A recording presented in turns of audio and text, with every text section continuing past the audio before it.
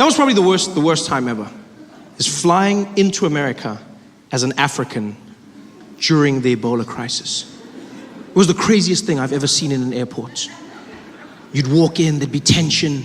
They'd usher everybody into a special quarantine area, ask you questions that they don't normally ask. The number one question they always ask was, sir, have you been in contact with Ebola?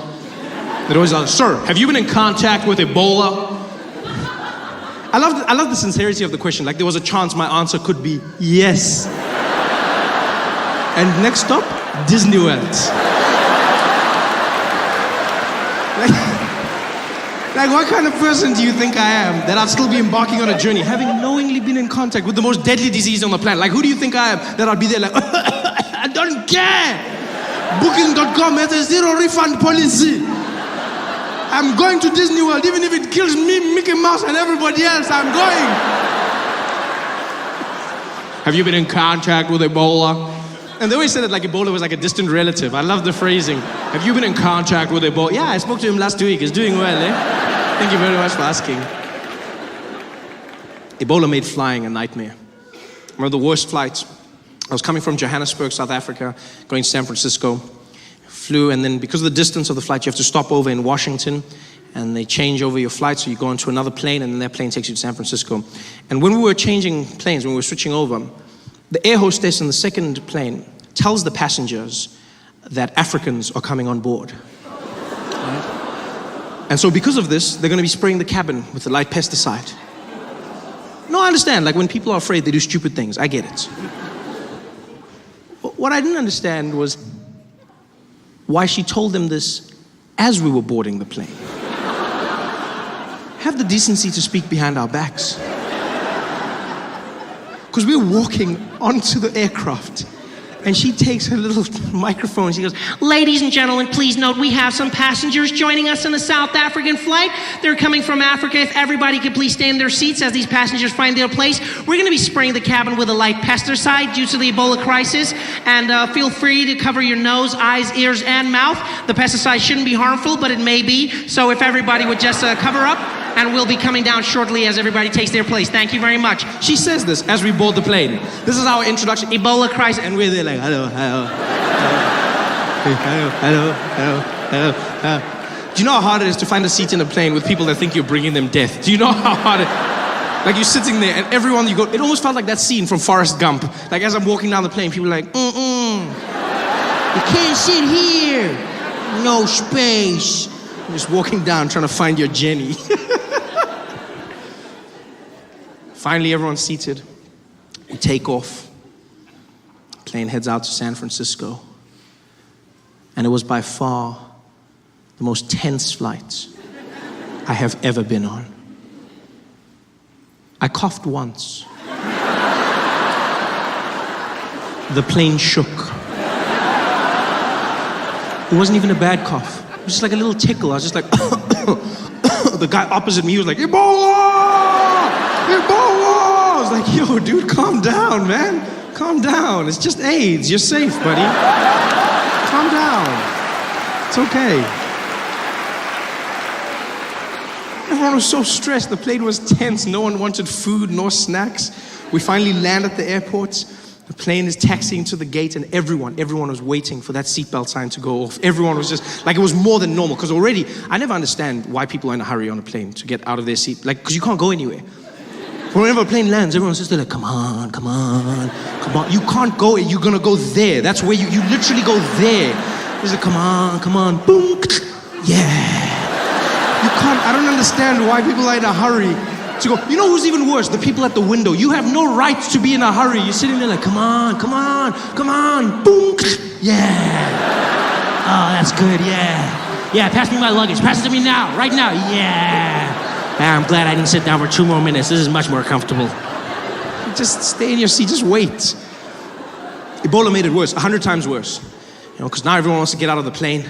Coughing, sneezing, you can feel the tension. And as we're about to leave, the air hostess comes back on the PA and she goes, ladies and gentlemen, back in your seats, please. Everybody back in your seats. Unfortunately, right now, we have a health and safety official that needs to come on board just to make sure that everything is A-okay due to Ebola. We're just gonna make sure that everything is fine. So please stay in your seats, ladies and gentlemen. Again, apologies for the delay. She says this, and then this man comes on, a health and safety official, right?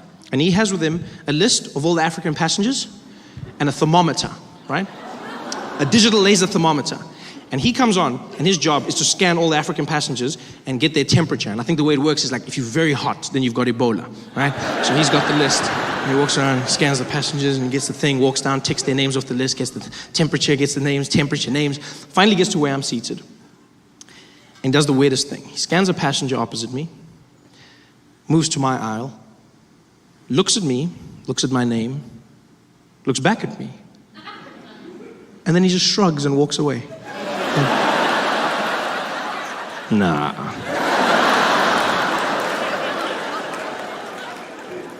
Almost as if I wasn't African enough. I've never felt so conflicted in my life. Yeah, because don't get me wrong, like, I never want anyone to think I have Ebola. But I also don't want anyone to assume that I can't have Ebola. You don't know me. You don't know what I'm capable of. I could have all the Ebola in the world. And this guy just ignored me. He walks away. I'm there trying to cheer myself up, like, chin up, Trevor, you could have Ebola. Chin up, kid, come on, come on, come on, you could have Ebola. And he walks to the back of the plane. He scans the rest of the passengers, gets to the tail, and he realizes he's now missing a name. So he looks back through the plane, can't figure out what's going on. I know it's me, but I'm not gonna help him. Yeah. He had his chance, he had a good Ebola man, and he let him go. And so I watch him panic. And as he panics, the air hostess comes back down the plane, and she goes, hey, what's going on? I need to get the people out of here. He goes, yeah, I know, I got a problem on the Ebola list. I can't figure out where the passenger is. And she's like, yeah, I gotta get the people out. He's like, look, I know, this is killing me as well, but I just gotta figure out. She's like, yeah, if I don't get them out, I'm dead. I gotta get the people going. It's like, yeah, I know, just calm down, just give me a second. And now you can feel the tension building in the plane. People start whispering, there's murmurs going around, because some people are hearing pieces of the conversations, like broken telephone as it goes down the plane. All they're hearing is, yeah, Ebola, killing me, people. She's like, yeah, dad, everybody out of here, dad. And it's like, you feel the tension. People start looking at each other. The guy opposite me didn't even hide it. He was like, it's you, Ebola, it's you. I was like, dude, I do not have Ebola, stop saying that. Stop saying, he's like, it's you, damn it, it's you. I'm busy coughing. I was like, if you don't shut up, I'll cough on you now. And he's like, what? I was like, I'll cough on He's like, what? I'll kill you. I was like, I'll kill you first. He's like, ah! Everyone in the place starts losing. The people are going crazy. Everyone is stressed. People want to leave. In the middle of the chaos, in the midst of all of this, I'll never forget a Middle Eastern man, maybe 4 rows behind me, dressed in very traditional garb. He stands up and he sticks his head into the conversation being had between the air hostess and the safety official. And he goes, excuse me, pardon me. Sorry to interrupt. I couldn't help noticing what you are talking. I just want to say, maybe you want to check. I noticed that gentleman over there was coughing a little bit. The man, he never write anything for him. I thought he was wearing a hood. Something about him, I don't know, something. Just made me a little bit uncomfortable. I thought maybe you want to check. There is, you know what they say, say something, yeah. I just, maybe you check there. Hey guys, thanks for watching. Make sure to subscribe to my channel so you can win cool prizes. And by prizes, I mean surprise. There's no prizes. It's a free YouTube video, you greedy. Just click the video, man. Why you want free things on free things? Some of you may or may not know, I have a new job. This is great. Thank you very much. Thank you. Yeah, so that's fun.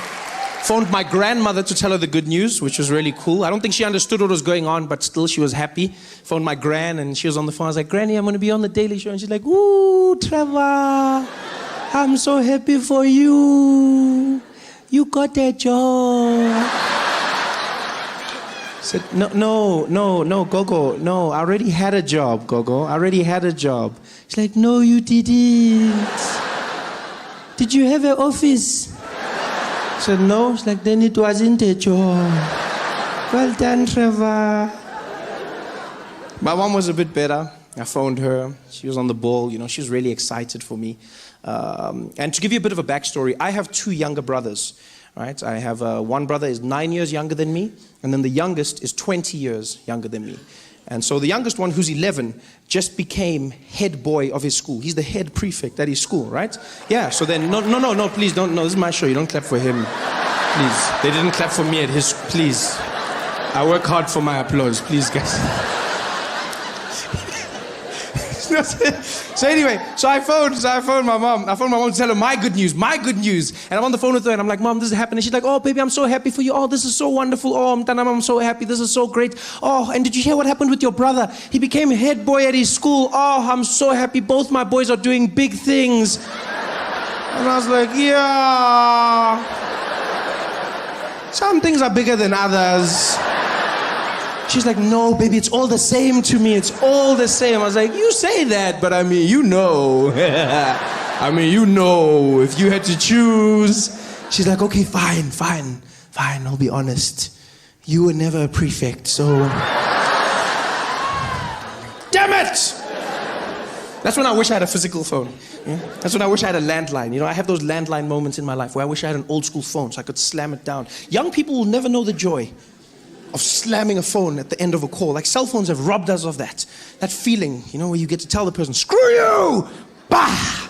Ah, it feels so good. They feel it on the other end, like, ah! It's like you punch them in the ear. Now with phones, you've robbed of all of that. You know, there's no sense of power. Screw you! That's all you have. And you can't even press the screen hard because you're scared you're going to crack your own phone. You don't... I hate cell phones so much. I think they're robbing us of our intelligence. I honestly believe cell phones are going to be the reason that human beings devolve.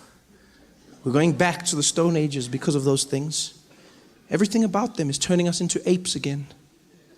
Neanderthals. I was looking at my thumbs the other day. I spend so much time texting and sending messages that I feel like they've started curling over like monkeys' hands. I've gotten really good at typing and grabbing branches. Everything about those phones is robbing us of our humanity. We were proud because we evolved, we stand, we walk tall. And then we got our phones. And now every day we spend like this. And over time we're gonna go back down. Have you tried to have a conversation with someone on their phone? Literally sounds like a caveman. Just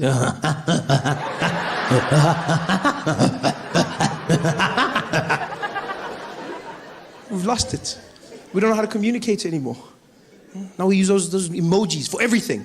Emoji. No one even uses words. Send a paragraph to your friend. Had a great day, did this. It was so funny. They reply. And did you hear? She died. Ooh. That's it? No words? Emojis are basically the cave drawings of 2015. Yeah, we judge cavemen. We think they were primitive because we couldn't find any words in their pictures. Someone's going to think the same thing of us. The way we look at cavemen and go, oh, look at them, they couldn't write. Oh, the caveman, he was so simple. Oh, and he was hunting and he had a family. Oh, simple. Someone's going to see our messages in 1,000 years. Be like, oh, look at that. Oh, the people of 2015, simple. Oh, yeah, look at that. Oh, they laughed and they cried. Oh. Sometimes they laughed until they cried. Yeah. Some of them were blind in one eye, yeah. But that didn't stop them from having fun. Aww. And there were monkeys that didn't talk. Aww. Monkeys that didn't listen. Aww.